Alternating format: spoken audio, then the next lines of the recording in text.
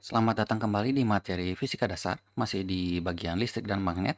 Pada kali ini kita akan membahas mengenai potensial energi listrik. Kita mulai dulu dari review. Apa itu potensial? Secara umum, potensial itu merupakan kemungkinan sesuatu untuk terjadi, berkembang atau digunakan.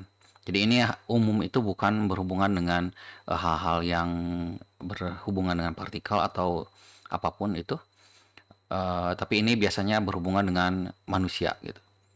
Lalu yang kedua, bisa ada kualitas yang ada yang dapat dikembangkan.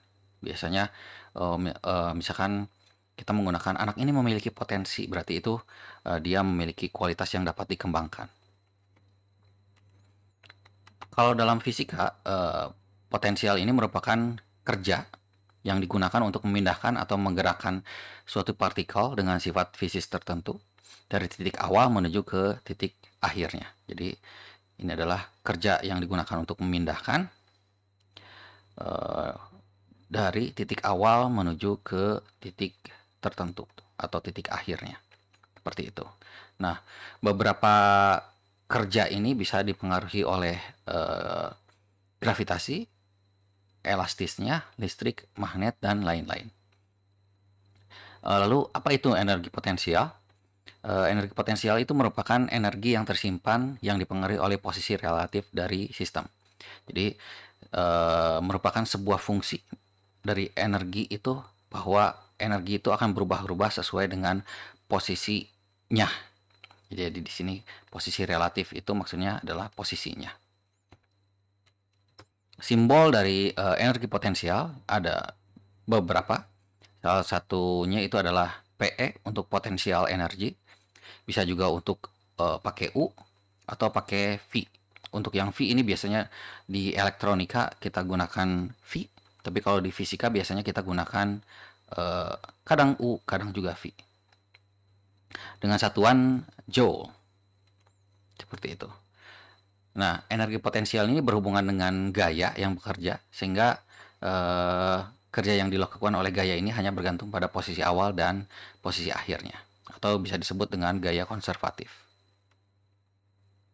Beberapa contoh energi potensial itu ada ya cukup banyak. Salah satunya energi potensial akibat gravitasi, energi potensial akibat ya elastik, energi potensial listrik, energi potensial magnet, energi potensial inti, energi potensial kimia, dan lain-lain. Tapi karena di sini kita masih berhubungan dengan medan listrik atau muatan, itu nanti hubungannya dengan energi potensial listrik. Energi potensial listrik ini disimbolkan oleh U, E, jadi U elektrik. Itu energi potensial yang terjadi akibat muatan. Jadi pada prinsipnya persamaan dari energi potensial listrik ini mirip dengan gaya Coulomb.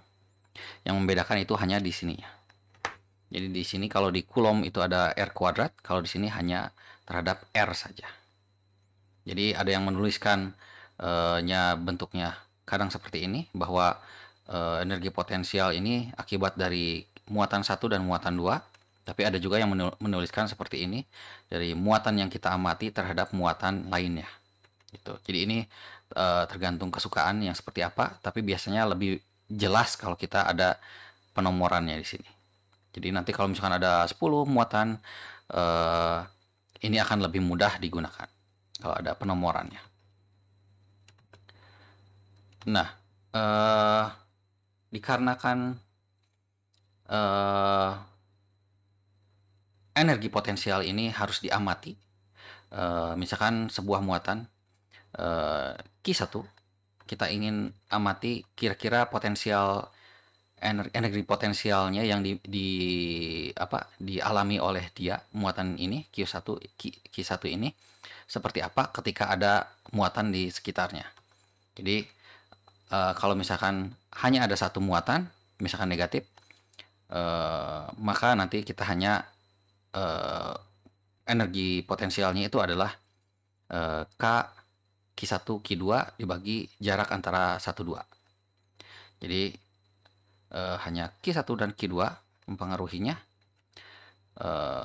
karena cukup sederhana seperti ini.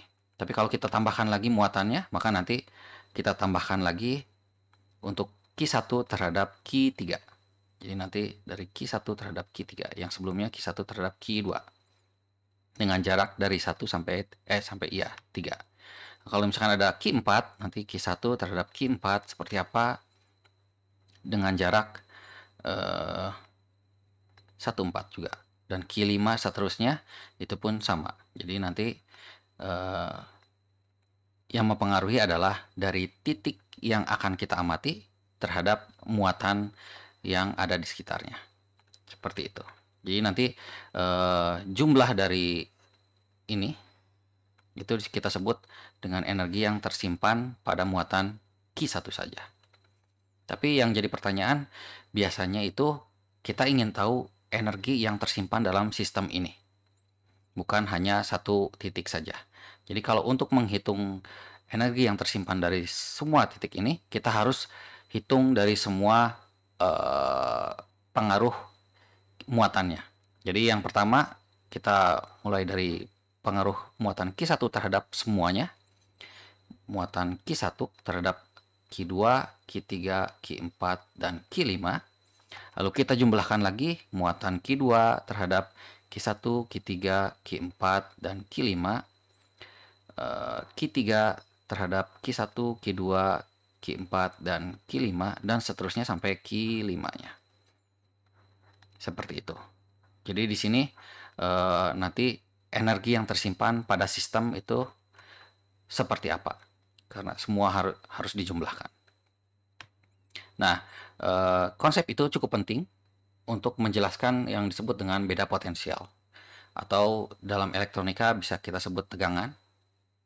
Itu delta U atau delta V. Jadi beda potensial ini merupakan beda jumlah energi yang dibawa oleh muatan di antara dua buah titik. Jadi kalau misalkan kita memiliki dua buah plat seperti ini, U1 dan U2 dengan muatan yang berbeda, tentunya harus muatannya berbeda. Yang satu itu adalah muatannya itu positif, dan yang satu muatannya negatif. Kuncinya adalah akibat ada dua buah muatan positif dan negatif ini, dia akan menghasilkan medan listrik.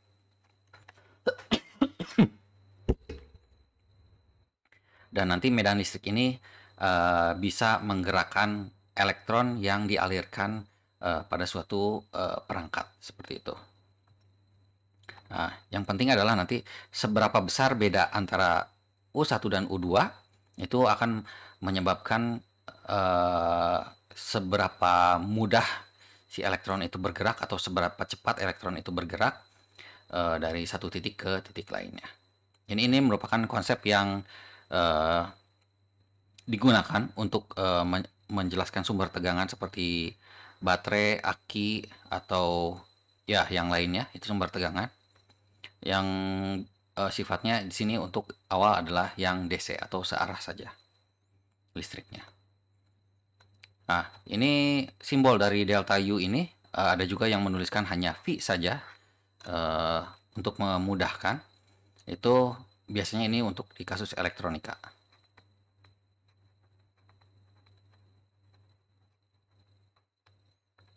Seperti itu. Nah, misalkan kita hubungkan sebuah kabel di antara dua buah plat tersebut, nanti maka dia akan menghasilkan arah arus listrik dari positif ke negatif atau arus listrik I, dan arah arus elektron dari negatif ke positif. Karena elektron itu muatannya negatif, maka nanti dia akan mengejar ke arah yang lebih banyak positifnya supaya lebih netral. Seperti itu. Dan simbol dari sumber muatan atau sumber tegangan itu nanti akan seperti ini.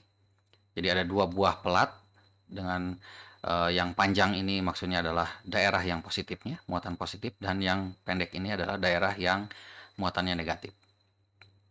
Seperti itu. Nanti elektron akan mengalir dari sini, tapi arus akan mengalir dari sini.